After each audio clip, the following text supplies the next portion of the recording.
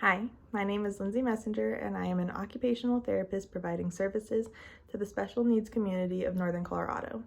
I work at Integrated Pediatric Therapy Associates in Iron Horse Therapeutic Farm, and we are proud to partner with the Larimer County Fair on a yearly basis to provide the Sensory Day at the fair. Today I'm here to talk to you about who the Sensory Day is for and why it's important for our communities. IPTA primarily serves pediatric populations ages birth to 18 years old with a wide variety of diagnoses. These can include autism, sensory processing disorder, ADHD, executive dysfunction, and global developmental delays, and more.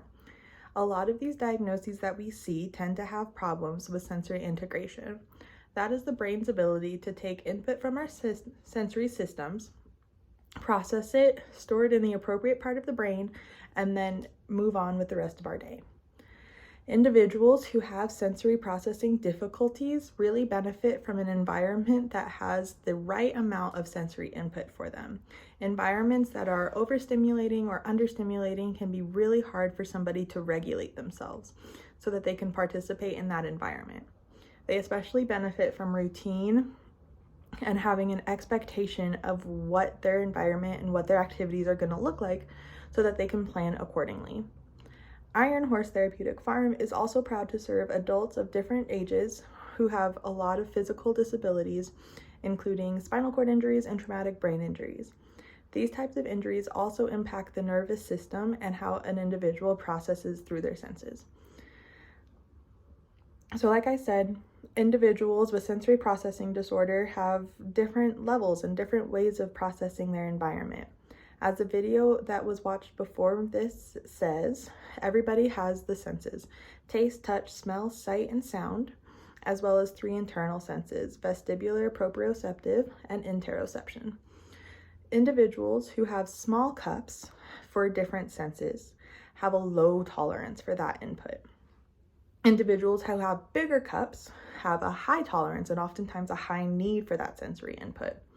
Individuals who have small cups are often known as sensory avoiders, and individuals who have big cups are also often known as sensory seekers. These individuals fall onto opposite ends of a spectrum, but they still might have overlapping symptoms of difficulty of processing their environment. Individuals who have difficulty processing their senses and being able to interpret information from their environment oftentimes struggle with participating in meaningful community activities. And that brings me to why the sensory fair is so important. Sensory problems in our community are not limited to individuals with diagnoses. Autism, ADHD, and sensory processing disorder are common, but other people can have processing disorders as well, including PTSD, anxiety, depression, executive dysfunction, as well as just the everyday individual who doesn't have a diagnosis. People of all kinds have different levels of sensory processing for each one of their sensory systems. Some of you might be sensitive to lights, some of you might be sensitive to smells. Everybody will have a different threshold for what their sensory system can and cannot tolerate. Individuals who are overstimulated, being provided too much input, or understimulated, not being provided enough, oftentimes have meltdowns that are really hard to end. You'll see this with children who are screaming and crying for no obvious reason, and it's oftentimes because something internally, their body is not having its needs met. They're getting too much information and their brain is in overload and oftentimes goes into a fight or flight response. Sensory seekers, so the kids who have big cups, will be seen at the fair riding the same ride over and over and over again to satisfy their sensory need. And the sensory day allows that to happen because of shorter lines and less wait. This allows individuals to meet their sensory needs and then for families to take them into indoor or different exhibits where they might need to be a little bit more regulated. Sensory avoiders benefit from Sensory Day so that they can enjoy activities that they enjoy, but they have a safe space to go and sit somewhere else to decompress, re-regulate their system, and then return to those chosen activities. If you can think of a time when you were uncomfortable, whether you were feeling overwhelmed or sick or you had a headache or your clothes didn't fit right, you might have been experiencing some sort of overstimulation or understimulation. If you can think about what an individual who can't process their environment accordingly on a daily basis feels, you can understand why fairs are so hard for individuals to participate in. Fairs are loud, visual input is off the charts. You are in a crowded space, so people are touching you and bumping into you. You might feel stressed and overwhelmed due to time limits and having to get on rides in a certain amount of time so others aren't waiting for you. And it makes it really hard for individuals to enjoy this, especially individuals with different needs.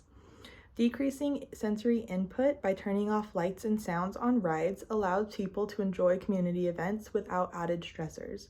Our families are able to come and enjoy 2 hours of the fair, knowing that their children might have less likelihood of a meltdown because they're taking away that added stress and input that causes typical meltdowns. This increases not only the community, but also safety and participation, because it allows families to enjoy things with a safe space and staff on site to help manage meltdowns if needed.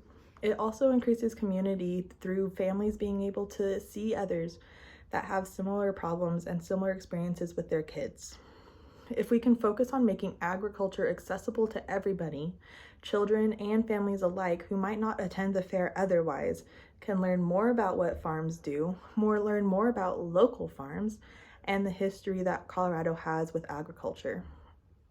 On top of that, the lower amount of people who are there, less wait times, less individuals trying to get on rides also allows therapists and skilled staff to assist patients who have higher medical need as well as physical needs. This includes children who might be hooked up to a trach or a vent and need more assistance dependent for us to get them onto rides. This allows families to watch their children who might be wheelchair bound otherwise enjoy something that they don't normally get to participate in. At a typical fair that's not sensory friendly, this isn't possible. Patients return the following week after the sensory fair and oftentimes say thank you for being able to participate in something that they would have never thought that they could participate in otherwise.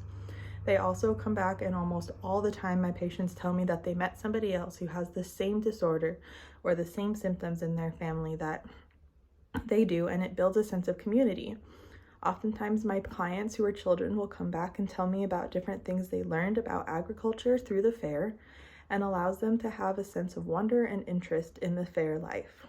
This is why the Sensory Day at the fair is so important for our special needs populations as well as the community as a whole, and thank you for your time.